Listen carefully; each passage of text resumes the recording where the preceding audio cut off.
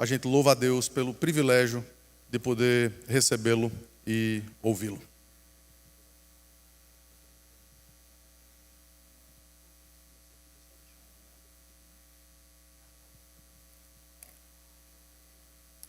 Meus irmãos e irmãs, graça e paz em Cristo Jesus. Alegria estar com vocês nesta manhã, cultuar a Deus, ver estes novos membros sendo recebidos na igreja local. Louvado seja Deus. Nós temos acompanhado, Rossana e eu temos acompanhado vocês de longe, notícias aqui do querido Samuel, e em oração, e nos alegrando porque a igreja tem crescido não apenas em número, mas tem crescido também na graça, nas convicções bíblicas, no compromisso com Deus. E esse é o crescimento que alegra o coração do Pai. Sim, crescemos numericamente, mas crescemos em piedade, crescemos no temor do Senhor, no compromisso com a sua palavra. Esse é o crescimento que alegra o coração de Deus. E nesta manhã eu gostaria de pregar a palavra sobre a oração no sofrimento. E para isso você pode abrir comigo a sua Bíblia em Atos capítulo 4. Se puder, fique de pé comigo uma vez mais. Atos capítulo 4, a partir do verso 23. Atos capítulo 4, versículos 23 a 31. Assim lemos a palavra do Senhor. Uma vez soltos, procuraram os irmãos e lhes contaram quantas coisas lhes haviam dito os principais sacerdotes e os anciãos. Ouvindo isso, unânimes, levantaram a voz a Deus e disseram: Tu, soberano Senhor, que fizeste o céu, a terra, o mar e tudo o que neles há, que disseste por intermédio do Espírito Santo, por boca de Davi, nosso pai, teu servo, porque se enfureceram os gentios, e os povos imaginaram coisas vãs, levantaram-se os reis da terra, e as autoridades ajuntaram-se a uma contra o Senhor e contra o seu ungido. Porque verdadeiramente se ajuntaram nesta cidade contra o teu santo servo Jesus, ao qual ungiste Herodes e Pôncio Pilatos, com gentios e gente de Israel, para fazerem tudo o que a tua mão e o teu propósito predeterminaram. Versículo 29, todos juntos? Agora, Senhor, olha para as suas ameaças e concede aos teus servos que anunciem com toda intrepidez a tua palavra, enquanto estendes a mão para fazer curas, sinais e prodígios por intermédio do nome do teu santo servo Jesus. Tendo eles orado, tremeu o lugar onde estavam reunidos.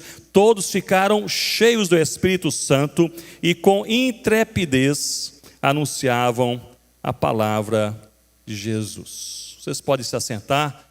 Nós convidamos as crianças aqui à frente.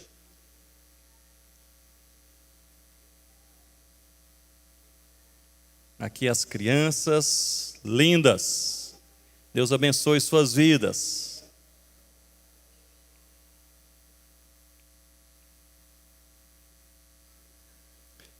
Louvado seja Deus pelos nossos filhos.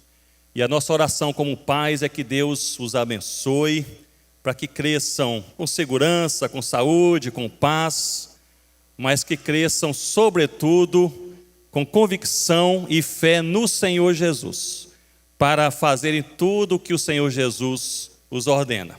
Muito bem, crianças, nós hoje lemos um texto em Atos capítulo 4, que fala sobre uma oração, a oração que uma igreja fez há 2000 anos atrás, no meio de uma época assim muito difícil, uma época de sofrimento, pessoas tinham sido presas, e ali naquele momento essa igreja orou, e essa igreja orou a Deus com convicção de que Deus, Ele é soberano. O que significa ser soberano? Que Deus controla todas as coisas, todas as coisas. Isso quer dizer o seguinte: em nossa vida, na vida de vocês, há dias que são dias bons, não é verdade? Tudo vai bem, tudo é legal, tudo que a gente queria que acontecesse, acontece, os amigos estão ali, a brincadeira é jóia, Mas há também dias que são dias difíceis. Às vezes nós estamos um pouco tristes, alguma coisa acontece que a gente não gostou, nós ficamos às vezes chorosos, aquilo que a gente sonhava não deu certo, mas significa que Deus está conosco todos os dias. No dia bom, Deus está conosco e Ele é soberano, controla todas as coisas. E no dia mau, Deus está conosco, Ele é soberano, controla todas as coisas. Isso significa que nós podemos descansar em Deus. Mesmo naquele dia que você estiver meio triste, assim meio para baixo, alguma coisa ruim aconteceu, você pode orar a Deus e você vai fazer esta oração: Senhor, o Senhor é soberano, eu estou nas tuas mãos. E você vai descansar seu coração no Senhor Jesus. Esta é a oração que devemos fazer no dia bom e a oração que devemos fazer também no dia mau. Que Deus abençoe as suas vidas. Vamos todos orar? Senhor Deus, nós oramos pelos nossos filhos. Oramos para que eles e nós sejam cheios do temor do Senhor, da convicção de que o Senhor é soberano e do descanso de alma, porque nós cremos no Senhor. Ajuda-nos como famílias a termos o temor ao Senhor, a piedade de vida, a segurança, ó Pai, de que nós seguimos um Deus que tudo pode, tudo é, e o descanso de alma que precisamos nesta manhã. Cuida dos nossos pequeninos. Oramos em nome de Jesus. Amém, Senhor.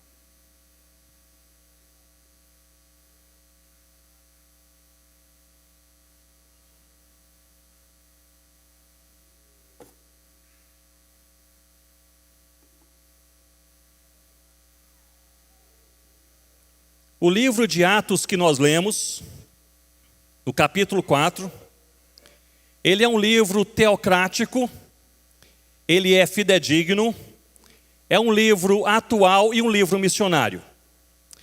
Se nós lermos todos os 28 capítulos deste livro, vamos perceber que é um livro primeiramente teocrático, ou seja, ele foi escrito para nos convencer que Deus verdadeiramente está no controle de todas as coisas. No dia bom, Deus é soberano. No dia mau, Deus é soberano. No sofrimento, Deus é soberano. É um livro teocrático. Ao ler esse livro, você e eu somos encorajados a crer, confiar e descansar no Senhor todos os dias da nossa vida.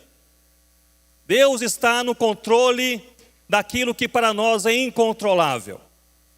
Mas este livro não é apenas teocrático, mas é fidedigno. Ele foi escrito para nos convencer que Deus cumpre todas as suas promessas. Começando em Atos capítulo 2, no capítulo 1, o Senhor Jesus promete o Consolador. No capítulo 2, o Espírito Santo, ele desce de maneira permanente sobre a igreja. A promessa é cumprida. E em todos os capítulos deste livro, nós vemos Deus cumprindo as suas promessas. Portanto, esta é a mensagem do livro de Atos. Deus é soberano e Deus é fiel. Ele cumpre aquilo que Ele prometeu.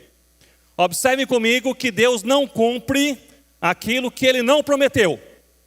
Talvez um sonho que é nosso, um plano que é nosso, um desejo que é nosso, mas não é de Deus, não será cumprido por Deus. Ele cumpre em nossas vidas todas as suas promessas.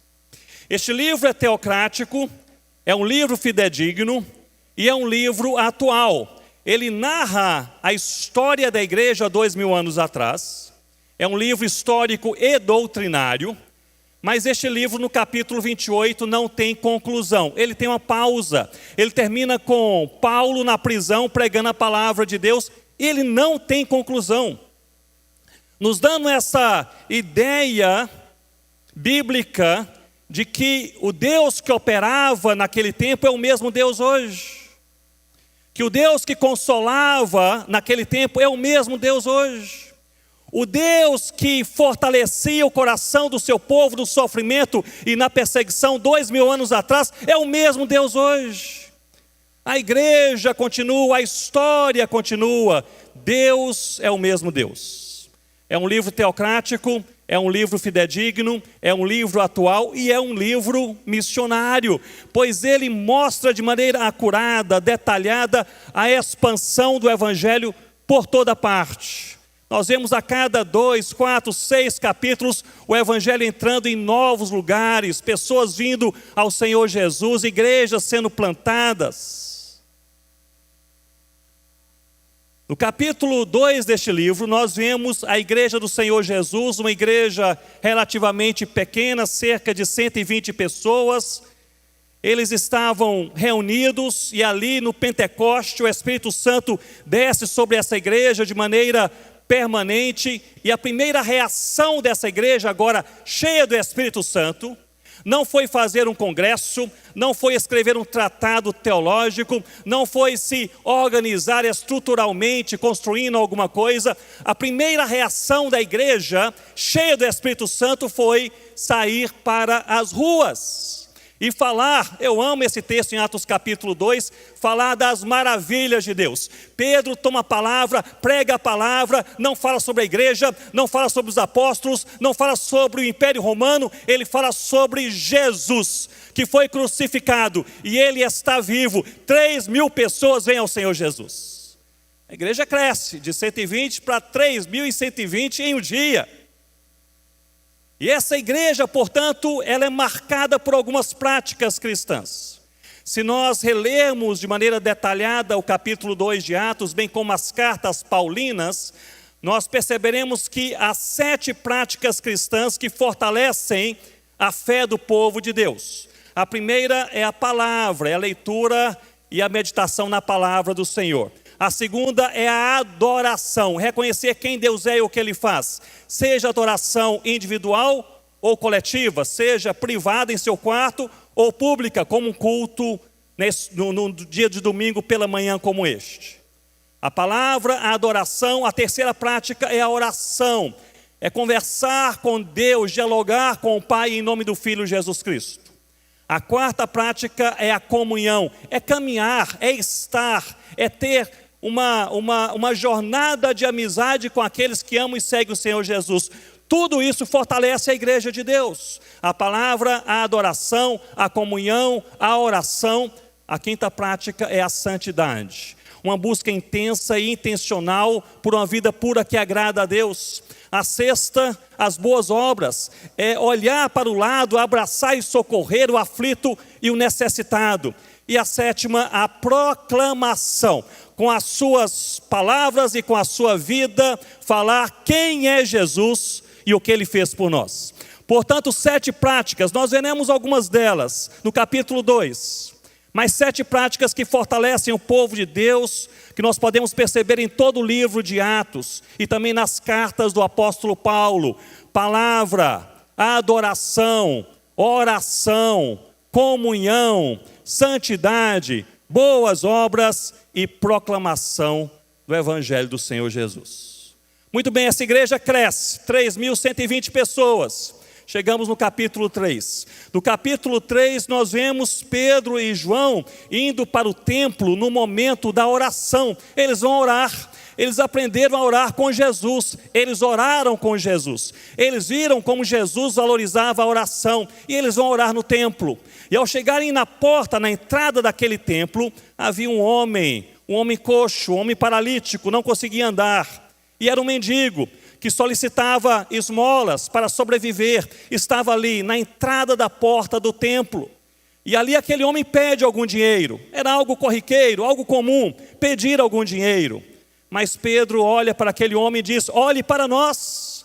E ele responde: nós não temos nem prata nem ouro, mas aquilo que eu tenho, eu te dou. Levanta e anda em nome de Jesus, o Nazareno. E o homem se colocou de pé e começou a andar. Deus fazendo ali um milagre, porque Deus tinha um plano. Aquilo se tornou conhecido naquela região rapidamente. Sabem aquele homem coxo, aquele paralítico que todos nós conhecemos há muitos anos, quem sabe há décadas. Um discípulo de Jesus disse: anda em nome de Jesus, o Nazareno. Ele se levantou e está andando.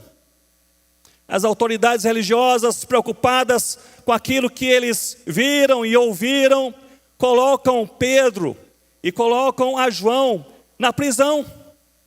E ali presos, são ameaçados, são intimidados. Mas temendo a reação das multidões, eles são logo soltos, mas são soltos com essa condição: não falem mais sobre o Senhor Jesus.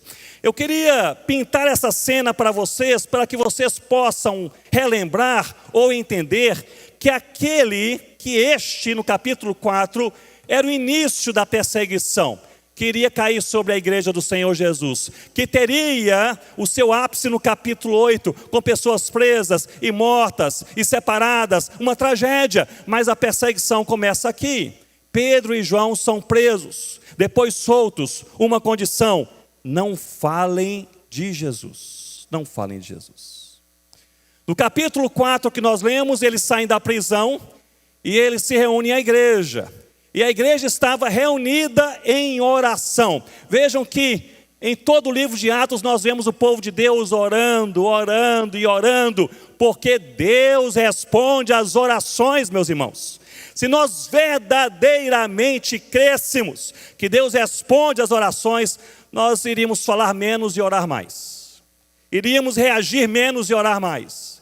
Iríamos nos ofender menos e orar mais. Iríamos gritar menos e orar mais, porque Deus responde às orações e Deus quer que o seu povo ore. E eles chegam, saem da prisão, eles estavam orando, certamente orando pelos apóstolos. E ali Pedro e João são recebidos, e a igreja, uma vez mais, ora agora com a chegada dos apóstolos. E esta é a oração no sofrimento. Porque percebam comigo, havia um clima de insegurança no ar. Eles foram presos e foram soltos. O que vai acontecer? Seremos presos amanhã? Seremos todos presos no dia seguinte? Os policiais, os soldados, os romanos, os judeus baterão aqui à nossa porta nesta noite para nos levarem? Havia um clima de incerteza em seus corações. Você já conviveu com esse tipo de incerteza? Você não sabe o que vai acontecer, mas você tem uma profunda impressão que alguma coisa ruim vai acontecer. Essa incerteza pairava no ar. Mas não apenas a incerteza, mas também a própria opressão. No capítulo 4, versículo 21, nós lemos assim: ameaçando-os ainda mais, Pedro e João, os soltaram. Ou seja, foram soltos, mas antes foram ameaçados, antes foram intimidados, antes foram oprimidos. Havia incerteza e havia também opressão. Em outras palavras, se vocês voltarem a falar de Jesus, será pior. Foram presos, rapidamente soltos, mas se voltarem a falar de Jesus, algo pior há de acontecer. Insegurança, opressão, mas também a própria perseguição, porque havia cores de perseguição que estavam ali sendo colocadas, pintadas neste quadro, e os cristãos sabiam disso, especialmente os apóstolos e aqueles que conviveram com o Senhor Jesus. Cores de perseguição. Eles sabiam que aqueles que se levantavam contra Pedro, João e a igreja eram os mesmos que se levantaram contra Jesus e levaram Jesus à cruz pela vontade de Deus. E ali, portanto, em meio à incerteza, em meio à opressão e no início de perseguição, essa igreja, ela faz uma oração. Observem comigo o capítulo 4, no versículo 24. Eu sempre achei esse verso impressionante, pois diz assim: ouvindo isto, unânimes, levantaram a voz a Deus e disseram, ou seja, uma igreja, mais de 3.000 pessoas oraram, unânimes, a mesma convicção, o mesmo temor ao Senhor, a mesma expectativa de que Deus realmente ouve as orações, unânimes. A igreja precisa ter um só coração, uma só alma, uma só convicção, uma só confissão, uma só oração. Unânimes, eles fazem essa oração. Eu chamo esta oração de a oração no sofrimento. Era o primeiro impacto da igreja. Eles não estavam preparados para isso. Eles viram que ser cristão não seria fácil. Até os apóstolos foram presos. Estavam intimidados. Tremenda insegurança. O que irá acontecer conosco? E eles fazem oração. A oração no sofrimento. Essa oração, ela pode ser dividida em 3 partes. Eu gostaria de partilhar com vocês sobre cada uma delas. Na primeira parte, a parte inicial dessa oração, versículo 24 ao versículo 28, é essa parte dedicada apenas a Deus. Eles dizem praticamente 3 coisas. Primeiramente, Deus é soberano. Em segundo lugar, Deus é o Criador de todas as coisas. Em terceiro lugar, Deus é o Senhor da igreja. Agora, pensem comigo por um instante. Toda a primeira parte da oração em meio ao sofrimento, não foi sobre eles, foi sobre Deus. Não foi sobre o medo deles, foi sobre o poder de Deus. Não foi sobre a expectativa deles, foi sobre a exaltação a Deus. A oração no sofrimento não é sobre quem sofre, é sobre o Deus que controla tudo, até mesmo o nosso sofrimento. Foi reconhecer que Deus é Deus.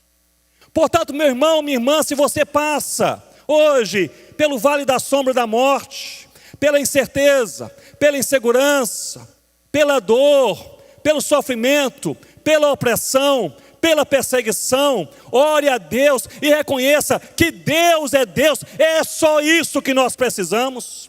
Porque a fé de que Deus é soberano, Criador e Senhor da igreja é tudo que você e eu precisamos até o último dia das nossas vidas. Você está enfermo, olhe para Cristo. Está com dificuldade em seu emprego, olhe para Cristo. O seu lar está quebrado, olhe para Cristo.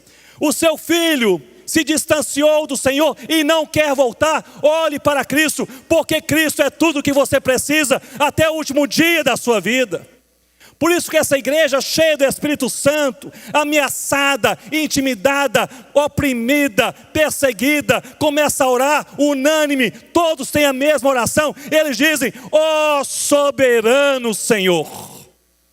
Esta é a oração que agrada a Deus quando sofremos, e esta é a oração que nos dá paz em meio ao sofrimento. O que eles estavam dizendo, em outras palavras, é: nós não entendemos nada, não sabemos o que está acontecendo, se pudéssemos escolher, não passaríamos por essa provação, mas o Senhor é soberano. Deus é soberano. Essa palavra aqui escolhida, uma palavra repetida dezenas e dezenas de vezes pelos judeus no Antigo Testamento, e depois agora começa a ser usada no Novo Testamento. Deus é soberano, ou seja, sem Deus nada acontece.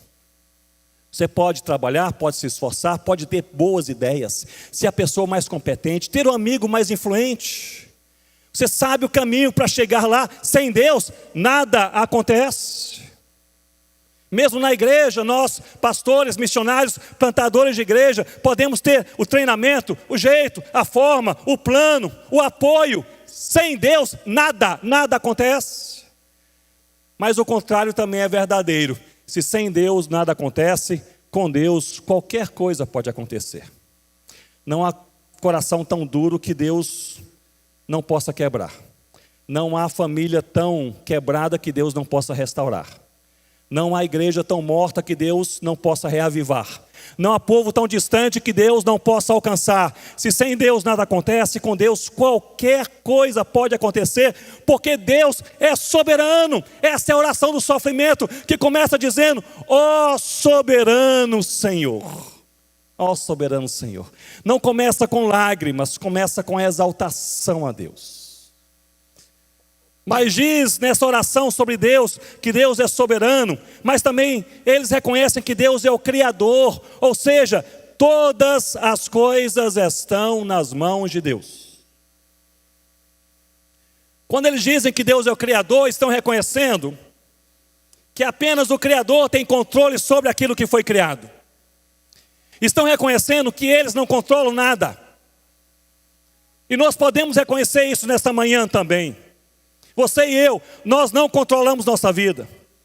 Nós não sabemos o que vai acontecer daqui a 5 dias ou daqui a 5 minutos. Você não controla o seu estado emocional, você não controla a sua saúde, você não controla o destino dos seus filhos, você não controla o seu emprego, você não controla o seu bem-estar, você não controla a sua força, você não controla nem os seus sonhos. O que eles estão dizendo é que Deus é soberano e é o Criador de todas as coisas, portanto, tudo está nas mãos do Eterno. Essa é a oração do sofrimento. É a oração que olha não para a dor que bate em nossa carne, mas para o Deus que tudo é, que tudo pode, que tudo faz. E diz ao soberano Senhor, mas não apenas eles reconhecem nessa oração que Deus é soberano, que Deus é o Criador, mas também reconhecem que Deus é o Senhor da igreja. Talvez estivessem se lembrando de Mateus capítulo 24, quando Jesus disse a seus discípulos que eles seriam perseguidos, que haveria sofrimento. E Jesus disse algo pesadíssimo em Mateus capítulo 24. Ele disse que os cristãos seriam odiados, não era rejeitados, evitados, colocados no canto, nada disso, odiados, por causa do nome dele em todas as nações. Mateus 24, palavra pesada, mas em Mateus 28, depois que ele é crucificado, e ele é ressurreto, e ele agora dá a grande comissão, ele termina dizendo aos discípulos, aos mesmos discípulos, mas eis que estarei convosco, quando meus irmãos? Quando meus irmãos? Todos os dias até a consumação do século. Esta é a promessa. Você não controla nada em sua vida, mas há uma coisa que eu e você sabemos: nós nunca estaremos sozinhos um só dia em nossas vidas. Isso deve ser suficiente para nos dar paz. Deus soberano, Senhor, Ele é soberano, Ele é Criador, Ele é o Senhor da igreja. Eu queria que você que está passando pelo dia mal pudesse pensar nisso nesse momento. Talvez haja aqui entre nós alguém que está passando pelo vale da sombra da morte. Talvez muitos sabem disso, talvez ninguém saiba. Mas se você pudesse falar, você diria: jamais passei por dias tão difíceis em minha vida. Eu queria te convidar nesta manhã a você fazer esta oração no sofrimento. O Senhor é soberano, ó Deus. O Senhor, Criador, controla todas as coisas, ó Deus. O Senhor, que é o Senhor da igreja, está conosco todos os dias, ó Deus. Isto é suficiente. Suficiente. Rossana e eu estamos trabalhando na Amazônia há cerca de uns 20 anos. E vários anos atrás nós saímos de São Gabriel da Cachoeira com uma canoa motorizada e iríamos chegar até Santa Isabel do Rio Negro para uma viagem de acompanhamento dos missionários que lá estavam.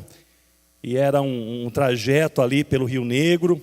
Rio Negro é um rio bem largo, há locais que você mal consegue ver do outro lado do rio, realmente é um rio largo, e é um rio naquela altura ali cheio de pedras, e nós íamos por uma margem do rio, eu, Rossana, e o piloto ali daquela pequena canoa motorizada, um rapaz que conhecia muito bem a região, e ele disse: nós precisamos atravessar o rio em algum momento.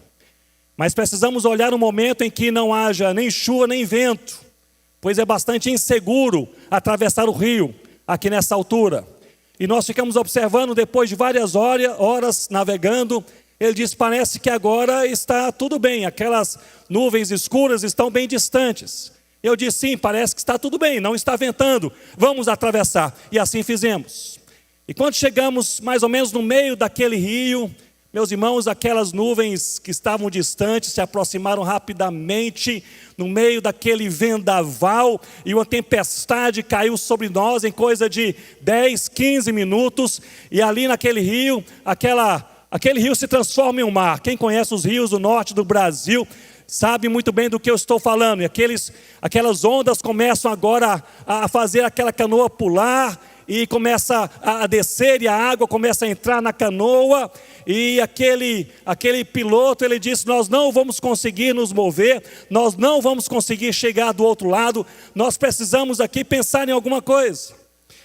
E eu olhei assim para a frente, um pouco para a esquerda, no meio daquela torrente de água, eu disse, parece que é uma árvore.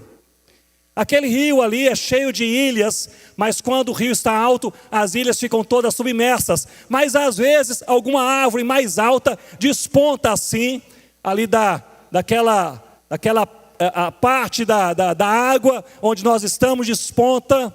E eu percebi alguma sombra e disse, parece que é uma árvore. E ele disse, eu também vi, estou tentando colocar a voadeira, aquela embarcação, em direção àquela árvore. E ali quando chegamos mais perto, vimos que era realmente uma árvore. Certamente havia uma ilha ali submersa, talvez houvesse ali muitas árvores, mas havia uma árvore, era mais alta.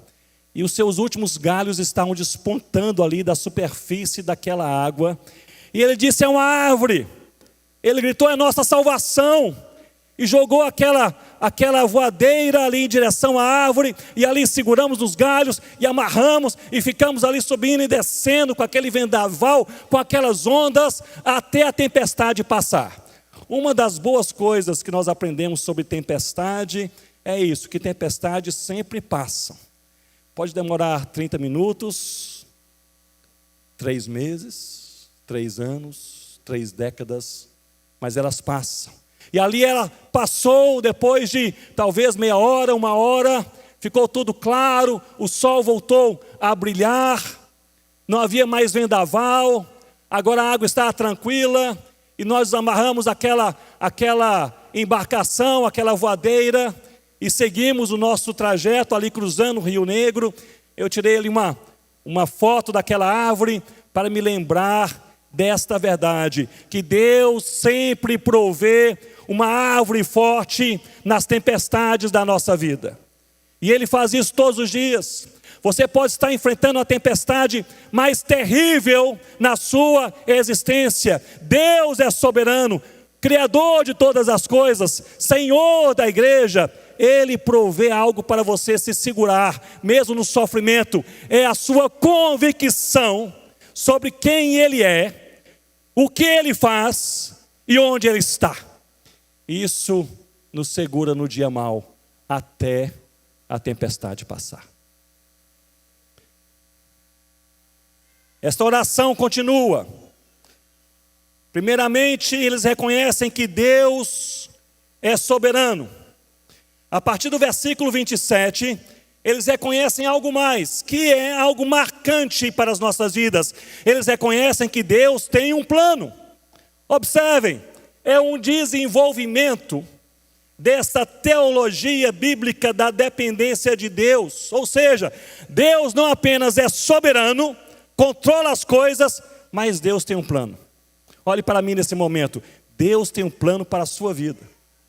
Deus não apenas controla o macro e o micro universo, mas Deus tem um plano. Observem comigo o versículo 27, nessa oração, eles dizem assim: porque verdadeiramente se ajuntaram nesta cidade contra o teu santo servo Jesus, ao qual ungiste Herodes e Pôncio Pilatos, com gentios e gente de Israel, para fazerem, o que, meus irmãos? Tudo o que a tua mão, a mão de Deus, e o teu propósito, o propósito de Deus, predeterminaram. Ou seja, eles pensavam que estavam fazendo o mal, mas Deus tinha um plano. Eles pensavam que agora iriam matar e derrubar a fé cristã, mas Deus tinha um plano.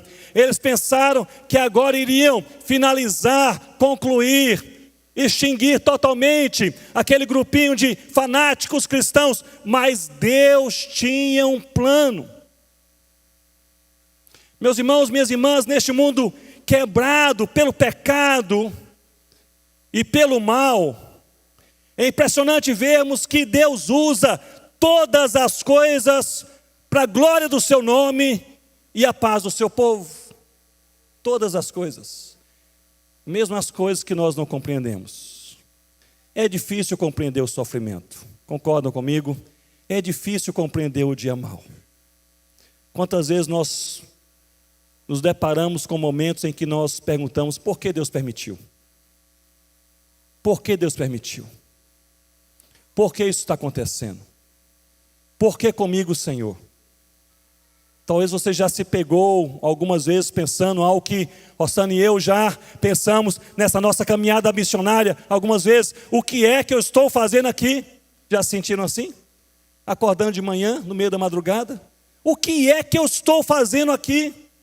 Mas Deus tem um plano.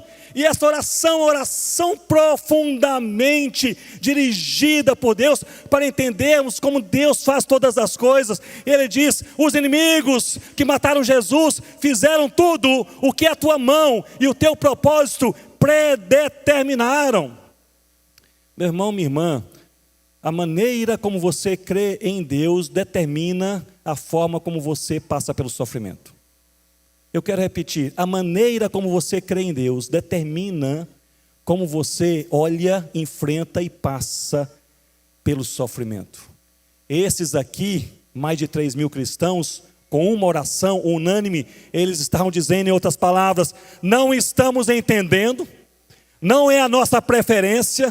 Se pudéssemos escolher, isso não aconteceria, mas, ó Senhor, o Senhor tem propósitos que nós desconhecemos. Louvado seja o nome do Senhor Jesus. Essa é a oração do sofrimento. E eu convido a fazer comigo essa oração nesta manhã, dizendo: Senhor Deus, está difícil. Senhor Deus, eu nunca pensei que seria assim. Senhor Deus, eu já não aguento mais. Senhor Deus, se eu pudesse, eu não passaria jamais por isso. Senhor Deus, eu estou sendo oprimido, colocado contra a parede. Eu não aguento mais. Mas, ó Deus, estou em tuas mãos. A minha mente compreende, o meu coração sente, a minha alma percebe que tudo colabora para aquilo que o Senhor preparou para a minha vida. Eu aceito os teus planos para mim e a minha família com ações de graças. Com ações de graças. Ó soberano Senhor, a tua mão, o teu propósito, predeterminaram. Deus já havia pensado, já havia planejado, já havia determinado. Juntamente com todo sofrimento vem um escape, porque Ele está conosco todos os dias. E nenhum, olhe para mim e pense comigo, nenhum sofrimento em nossas vidas jamais será maior do que a graça de Deus. Nenhum. A graça de Deus é insuperável. E Ele derrama graça na medida que nós precisamos. Se vocês continuarem lendo a partir do capítulo 4, 5, 6, 7, o auge da perseguição, capítulo 8, vocês verão que a igreja, ela vem a passar situações ainda piores. No capítulo 8, os 3 primeiros versículos pintam uma perseguição bombástica. No capítulo 8, versículo 1, nós lemos que houve grande perseguição contra a igreja. A palavra grega para perseguição ali é diogmos, que significa um ataque físico violento, ou seja, a igreja sofria na pele, na carne, aquelas dores, um sofrimento físico. No versículo 2, nós lemos, Atos 8, 2, que eles matam a Estevão, e a igreja faz um grande pranto sobre ele. A palavra grega para pranto, kópeton, que vem de kópetos, significa a dor da alma, um lamento profundo do seu coração. Era um sofrimento emocional, sofrimento físico, versículo 1, sofrimento emocional, versículo 2. No versículo 3 diz que Saulo, ele assolava a igreja. Ali a raiz do verbo assolar, a raiz grega lumaino, é encontrada lá em João capítulo 10, versículo 10, quando diz que o ladrão veio matar, roubar e destruir. Ou seja, é assolar a fé, a convicção. Então em Atos capítulo 1, aliás capítulo 8, do versículo 1, encontramos um ataque, um sofrimento físico. No versículo 2, um sofrimento emocional. No versículo 3, um sofrimento espiritual. Um sofrimento completo. Mas no versículo 4 em diante, até o versículo 8, nós lemos: entre mentes, aqueles que foram dispersos iam por toda parte pregando a palavra. E é impressionante, nessa porção bíblica, Atos 8, 1 a 8, porque no versículo 1, ele inicia dizendo: houve grande perseguição. No versículo 8, ele termina dizendo: e houve grande alegria, porque multidões se converteram na cidade de Samaria. Essa é a nossa história. É grande perseguição e grande alegria. É difícil, mas Ele está conosco. E Deus, Ele dá até grande alegria no meio de grande sofrimento. Não é impressionante? Até grande alegria. A gente está em casa, tudo quebrado, tudo arrasado. As notícias são as piores possíveis. O coração está em paz, a alma está alegre. Fazemos até uma piada. E as pessoas olham e pensam: o que está acontecendo? Não somos nós, é o nosso Deus. É o nosso Deus. Até no meio de grande tribulação, Ele nos dá grande alegria. E meus irmãos, é certo que nós não entendemos todos os planos de Deus. Às vezes eu ouço uma pessoa ou outra dizendo: não sei porque eu passei por esse sofrimento. Quando chegar no céu eu vou perguntar a Jesus: por que eu passei por isso? Não sei se será assim. Eu acho que ao vermos o Senhor Jesus face a face, nós vamos ficar tão deslumbrados. Mas o certo é que nessa terra, nós não entendemos por que isso acontece comigo justamente nessa época da minha vida. Com meu filho, com a minha filha, com os meus pais. Planejei tudo errado. Eu orei tanto por isso, nada acontece. Nós não entendemos todos os propósitos de Deus. Alguns entenderemos nesta vida, outros jamais entenderemos. Mas o que nós precisamos não é entender todos os propósitos de Deus.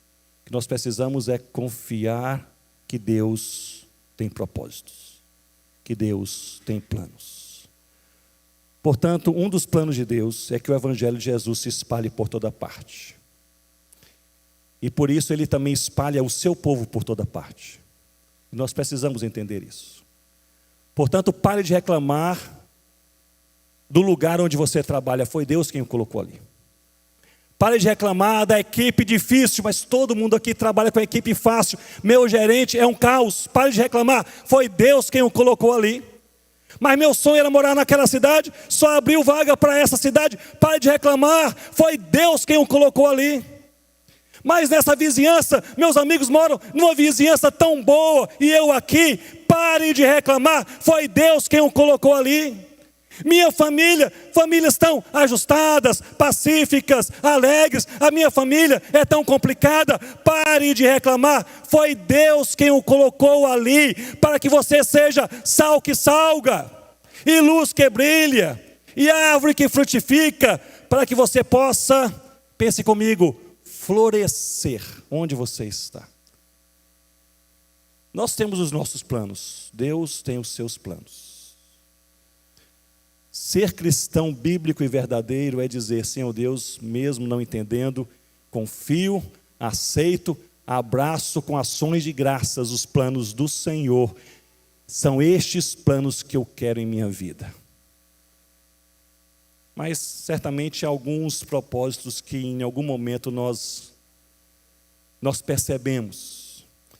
Me lembro que Rossana e eu, quando trabalhamos na África, ali os meninos, Vivi nasceu lá em Gana, RJ no Recife, foi para lá com 2 meses de idade. Trabalhamos 9 anos com um povo muito querido chamado povo Concomba, do nordeste de Gana, noroeste do Togo. E ali Deus abençoou um povo alegre, um povo hospitaleiro, como é o povo africano. E ali fomos tão bem recebidos, e oportunidade para aprender a língua e a cultura, e pregar o evangelho. E claro que tínhamos as nossas provações, mas especialmente uma, que era a questão de saúde, as malárias. Começamos a ter malárias, a Rossana, eu, os meninos, todos nós tivemos. E eu especialmente, eu tinha malárias com muita frequência. Durante os 9 anos eu tive malária 28 vezes. Então eu estava quase sempre ou doente ou recuperando daquela enfermidade. E ali, meus irmãos, eu me lembro várias vezes na cama, porque depois do tratamento inicial de 5 dias, você passa uma semana ou 2 prostrado ali, sem conseguir fazer nada. E eu muitas vezes pensava, mas as portas estão abertas naquela aldeia para pregar o evangelho, e eu, aqui deitado enfermo, por quê, Senhor? As pessoas precisam ser discipuladas, e eu deitado aqui enfermo, por quê, Senhor? Anos se passaram, nós trabalhamos, Rossana como enfermeira, fundou uma clínica entre os Concombas. É a melhor clínica da região, é também a única clínica da região. Mas é a melhor clínica da região. Aliás, fizeram renovação, ampliação da clínica esses dias, uma benção. Trata cerca de 5.000 pessoas por ano, os enfermeiros Concombas que a Rossana treinou durante aquele tempo. E nós plantávamos igreja e eu traduzia o Novo Testamento. Era parte do meu trabalho, a tradução. Eles não tinham ainda a Bíblia em sua língua, não tinham nem a grafia na língua quando chegamos. Nós grafamos a língua, fizemos ali o dicionário, a gramática, alfabetizamos ali as pessoas e eu traduzia o Novo Testamento. Em 2004, nós já estávamos na Amazônia, o Novo Testamento ficou pronto. Terminei ali as revisões e a Sociedade Bíblica pediu, antes do processo de impressão, que eu pudesse fazer um relatório sobre em que circunstâncias e como foi ali a tradução de cada capítulo. E ali eu tinha todos os meus escritos, né, sobre aqueles registros, sobre cada semana de trabalho que foi feito, etc. Peguei aquelas agendas antigas, grossas, não é? Só quem tem aí, como eu, mais de 30 anos é que sabe o que é isso. Mas aí então peguei todas elas, comecei a olhar, e meus irmãos, à medida que eu fui olhando e olhando, eu percebi algo que me impactou. Eu percebi que boa parte do Novo Testamento havia sido traduzido logo depois que eu tinha crises de malária. E começou a fazer sentido. Quando nós tínhamos ali malária, e eu especialmente, naquelas 2, 3 semanas seguintes de recuperação, ficava mais em casa. Os africanos amigos sabiam, ninguém ia à nossa casa, os deixavam ali mais quietos, eu não podia fazer qualquer outra coisa, eu começava a traduzir, a revisar a tradução, e boa parte foi ali a tradução feita durante aquelas malárias. E eu pensei, Deus tem um plano. O meu plano era plantar mais igrejas, o plano de Deus era que a sua palavra estivesse nas mãos do seu povo. Você que passa pelo momento de sofrimento, seja físico, uma enfermidade que não vai embora, seja emocional, uma ansiedade que está no seu coração, seja espiritual, algo que bate de frente com a sua fé, eu gostaria de que você fizesse comigo nessa manhã essa oração no sofrimento. Ó soberano Senhor, o Senhor tem um plano. Eu não sei, talvez nunca saberei, mas Deus tem um plano e descanso no plano de Deus. Deus tem um plano, descanse no plano de Deus. Deus tem um plano, descanse no plano de Deus. Primeira parte dessa oração, Deus é Deus, reconhecem que Deus é soberano. Na segunda parte dessa oração, reconhecem que Deus soberano tem um plano. E na última parte dessa oração, eles fazem um pedido. Na oração é um pedido. Você está sofrendo, você faz um pedido. Você precisa de alguma coisa, você pede alguma coisa a Deus. Está doendo, Senhor, me livra da enfermidade. Está difícil, Senhor, me livra da situação. Está complicado, Senhor, me ajuda aqui de alguma maneira. E eles fazem um pedido. Eu quero agora recuperar o contexto, Era momento de insegurança, momento de opressão, e começava a perseguição. A igreja está em sofrimento, e eles fazem, unânimes, todos eles, apenas um pedido nesta oração. E esse pedido me impressiona. Observem comigo aqui o versículo 29, é o pedido que fazem. Eles dizem: agora, Senhor, é o momento de pedir. Agora, Senhor, olha para as suas ameaças, ou seja, as ameaças dos nossos inimigos. Falaram que vão nos matar, que vão nos prender, que vão nos excluir da sociedade. Olha para essas ameaças e faça o quê? O que eles pedem? Livra-nos, faça justiça, pune os inimigos. Nada disso. O pedido é este: concede aos teus servos que anunciem com toda a intrepidez a tua palavra. Que pedido, que pedido. Meus irmãos, esses irmãos aqui, irmãs, famílias inteiras, com crianças pequenas como as nossas, eles não pedem segurança pessoal, não pedem ajuda do governo, não pedem liberdade religiosa, não pedem nada disso. O único pedido é esse: Senhor Deus, nos ajuda para que a gente possa ter coragem, intrepidez, ousadia para falar de Jesus. É só isso. Não pedem ajuda financeira, não pedem que Deus o livre da prisão, não pede que o governo seja mais justo, não pede que mude a nossa vizinhança, não pede nada, pede ousadia para pregar Jesus, porque esses irmãos e essas irmãs, diz a palavra, cheios do Espírito Santo, eles entendiam algo que nós precisamos relembrar em nossos dias. Deus tem muitos propósitos para as nossas vidas, muitos, que incluem muitos dos nossos sonhos e planos, ideias, mas há um propósito maior, que com as nossas palavras e vidas possamos falar ao mundo quem é Jesus. Esse propósito é inegociável, insubstituível. Esse propósito é o propósito de Deus para a sua igreja. Esse é o único pedido que fizeram. Sempre que eu leio essa oração, fico assim, um sentimento de vergonha, constrangimento. Quantas vezes pedimos por tudo na vida que nos dá bem-estar? E quantas vezes nós pedimos por valentia, coragem para falar de Jesus? E quantas vezes nós temos muito mais coragem, intrepidez para defender um candidato, para defender um time de futebol, e somos covardes para falar do nome acima de todo nome.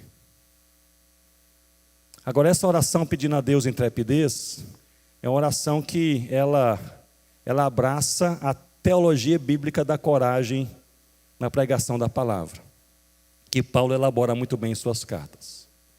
Em Efésios capítulo 6, versículos 18 a 20, Paulo termina a sua carta aos Efésios com um pedido de oração, pessoal, coisa que raramente ele fazia. E ele pede que Deus o abençoe, orem por mim, para que Deus me abençoe, para que ao abrir da minha boca, eu tenha intrepidez, é a mesma palavra, intrepidez para falar do nome do Senhor Jesus. Agora, se há algo ou alguém que era corajoso e intrépido na pregação do Evangelho, que a gente conhece no Novo Testamento, era Paulo. Porque o mais corajoso dos corajosos pediu oração para ter coragem. E essa é a teologia paulina da coragem espiritual. Coragem para pregar o Evangelho não é algo que nós temos naturalmente, nem você nem eu. Pode ser o pastor mais experimentado, o missionário mais treinado, pode ser o membro ali que está mais acostumado com o trabalho do Senhor, liderando a igreja. Coragem para falar de Jesus, nós não temos naturalmente, vem do alto, por isso nós precisamos orar. Eu estou convencido que nós pregamos pouco porque nós oramos pouco. Nós temos pouca intrepidez porque nós pedimos pouco. Nós precisamos pedir: Senhor, nos dê, como igreja, esperança, aqui em Orlando, intrepidez para com as nossas vidas e as nossas palavras nós anunciarmos quem é o soberano Deus. quem é Jesus e o que Ele fez por nós. O pedido foi este, e foi o único pedido. Observem que Deus responde imediatamente.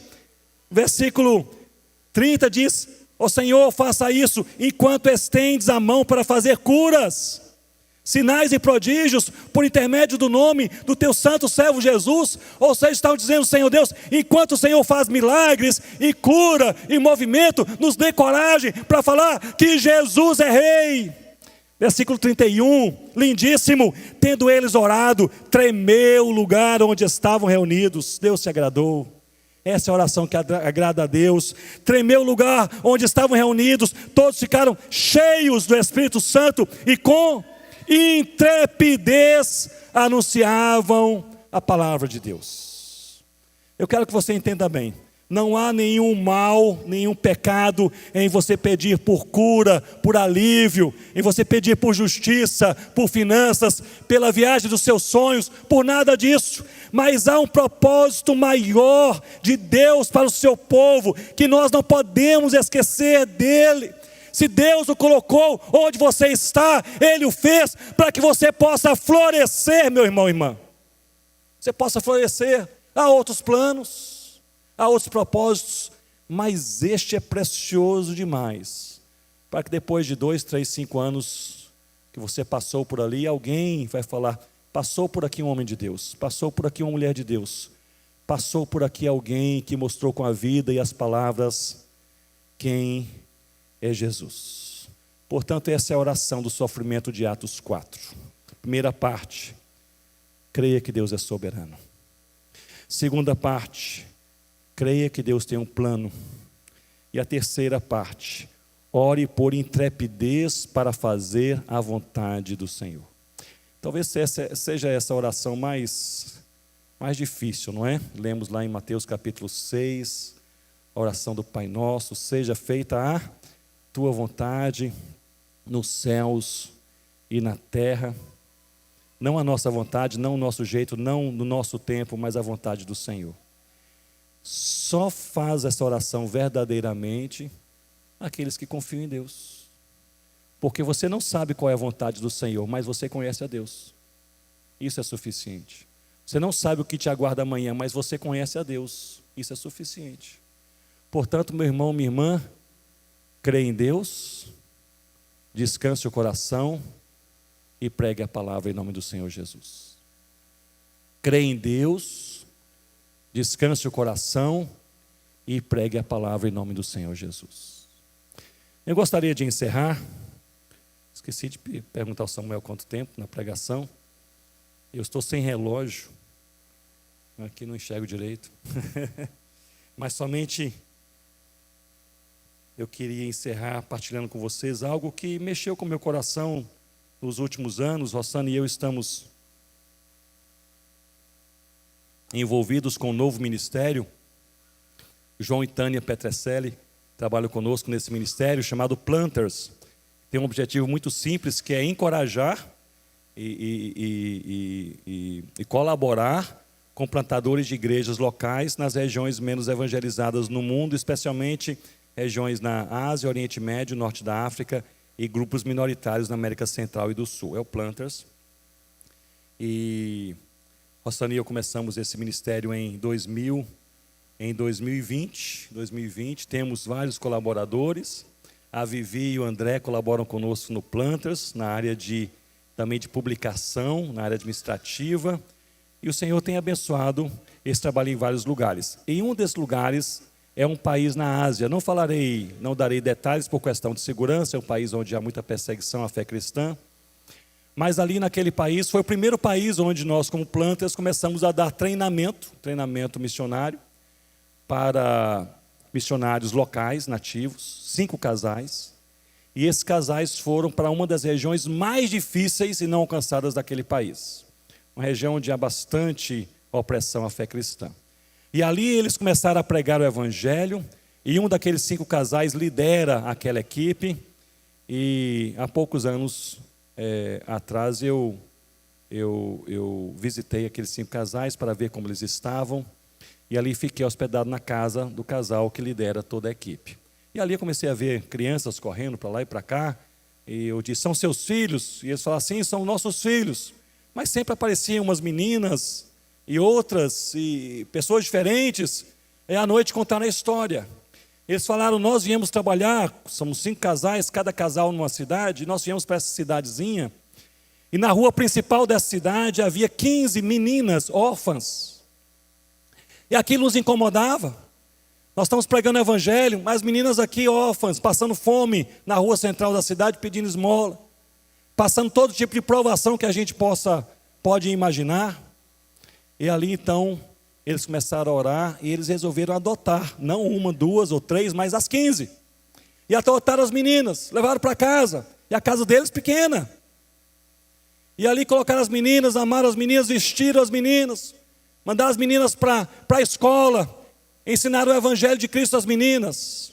Um juiz de uma cidade maior, próxima, houve uma denúncia ali anônima, que um casal de cristãos havia adotado 15 meninas. E eles foram então até aquele juiz, receberam intimação, e ali o juiz disse, eu tenho apenas 2 perguntas para vocês. A primeira, vocês adotaram 15 meninas? Falaram, sim, adotamos. Segunda pergunta, vocês são cristãos? Sim, nós somos. Ele disse ao seu secretário, escreva aí, vocês têm 48 horas para devolver essas meninas para as ruas, onde estavam. Estou aqui escrevendo, dando aqui uma decisão judicial que vocês não podem seguir com o processo de adoção dessas meninas. Eles já tinham todos os papéis, todos os documentos. Aquela missionária cai em lágrimas e diz ao juiz, mas quer dizer que por sermos cristãos, o senhor prefere que as meninas passem fome nas ruas? E todo tipo de provação que você pode imaginar nas ruas do que viver com um casal de cristãos? E ele disse, é exatamente isso, podem se retirar. Foram para casa quebrados. E ali chegaram e telefonaram para os membros da igreja, já havia uma igrejinha ali, havia 2 pequenas igrejas na verdade, igrejas lares, não é somente nos lares. E ali pediram oração para um ou outro, os cristãos, novos cristãos da região, chegaram rapidamente. E o casal está assim meio desesperado, o que fazer? Como nós não vamos entregar essas meninas? Não vamos devolvê-las para as ruas? E ali um jovem cristão, novo na fé, ele disse, eu tenho uma ideia, é que vocês adotaram 15, chamou a atenção, a vizinhança, o povo viu, não pode ser assim, aqui tem que ter cuidado, vamos dividir as meninas pelos lares de quem quiser adotar. E ali estavam os novos crentes, as famílias na fé, e uma família disse, nós adotamos 2, a outra disse, adotamos 3, eu adoto uma, essas 2 são as irmãs, nós adotamos esta, e rapidamente foram divididas em várias casas. E ali eu ouvi essa história, era o meu último dia, o dia seguinte seria o domingo, e à tarde eu voltaria para o Brasil. E eu fui à noite deitar e pensar, e não estava conseguindo dormir, muito calor, 48 graus, à noite, 48 graus Celsius, e ali comecei a, sentimento ruim, coração fechado, eu pensei, esse negócio não vai funcionar. O povo já sabe que eles são cristãos, sabe que adotaram as meninas divididas em vários lares, vai começar a perseguição. Eles sabem onde eles moram, vai começar a perseguição. E agora os novos na fé adotando as meninas vão ser reconhecidos como cristãos, publicamente. Essa perseguição vai aumentar. Comecei a ficar incomodado, orei, pensei, finalmente dormi. No outro dia pela manhã eles falaram, Ronaldo, pela primeira vez nós vamos reunir as 2 igrejas, lares, em um só lugar. Você está aqui, é bom que você conheça, e você pode pregar aqui um domingo pela manhã. E nós alugamos uma casa fora da cidade, por segurança, só para esse culto domingo pela manhã, um local mais retirado. E ali eles chegamos de carro, eles falaram, você assim tem aparência de estrangeiro, então vamos deixar você na parte de trás da casa, você espera uns minutos, nós vamos entrar pela frente, o portão está destrancado, está aberto, você pode ali abrir e entrar, entra pelo corredor, nós vamos estar, a igreja reunida numa sala, portas fechadas, janelas fechadas, por segurança. E ali eu estava com o coração ainda apertado, pensando, como que esse negócio vai funcionar? Como é que essa igreja vai crescer? A perseguição vai cair sobre eles. Agora se tornou público.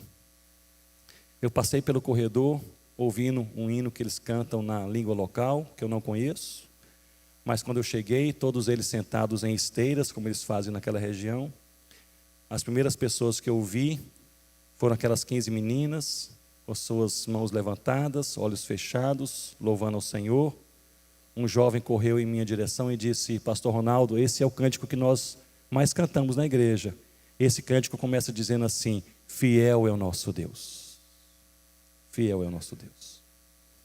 Aí eu comecei a pensar, vai funcionar porque fiel é o nosso Deus. Vai dar certo, no propósito do jeito de Deus, porque fiel é nosso Deus. Vai florescer, não pela força humana, mas porque fiel é o nosso Deus. Meu irmão, minha irmã, você que passa pelo dia mais sombrio da sua vida, saia daqui com essa mensagem clara em seu coração: fiel é o nosso Deus. No meio da dor, do sofrimento, da dúvida, da incerteza, da opressão, do desconforto, daquele sentimento que você nem sabe explicar, mas é muito ruim, fiel é o nosso Deus. Creia que Deus é soberano, creia que Deus tem um plano e ore para que Ele lhe dê intrepidez para você ser crente onde Ele te colocou. Vamos orar? Você pode ficar de pé comigo nesse momento para orarmos juntos? E podemos fazer esta oração unânime, feita pela Igreja de Cristo há 2000 anos. Senhor Deus, nós, neste domingo pela manhã, cada um de nós tem uma história, está numa situação, muitos se conhecem, muitos não conhecem o que se passa no coração do outro. Nós estamos reunidos aqui, nesta manhã, fim de culto, oramos ao Senhor e o fazemos com o coração e com uma voz. Nós reconhecemos que o Senhor é Deus soberano. O Senhor controla todas as coisas. Tudo o que conhecemos e aquilo que nós não conhecemos está em Tuas mãos. Ó Deus, nós exaltamos o Teu nome, porque o Senhor é o único Deus, majestoso, poderoso, um Deus maravilhoso, Deus justo, bondoso, Deus que salva. Ó Deus, nós olhamos para o Senhor nesta manhã maravilhados por quem o Senhor é, e muito gratos pela Tua palavra que mostra quem o Senhor é. Ó Deus soberano, nossas vidas estão em Tuas mãos, o universo está em Tuas mãos, essa igreja está em Tuas mãos, nossas famílias estão em Tuas mãos, Senhor. Soberano Senhor, louvado seja o Teu nome em toda a terra. Ó Deus, nesta manhã nós também reconhecemos que o Senhor tem planos. Alguns nós percebemos, outros não. Alguns nós desejamos, outros não. Mas nós queremos dizer a uma voz nesta manhã que louvado seja o Senhor pelos Teus propósitos em nossas vidas. O Senhor tem planos e nós descansamos nos planos do Senhor.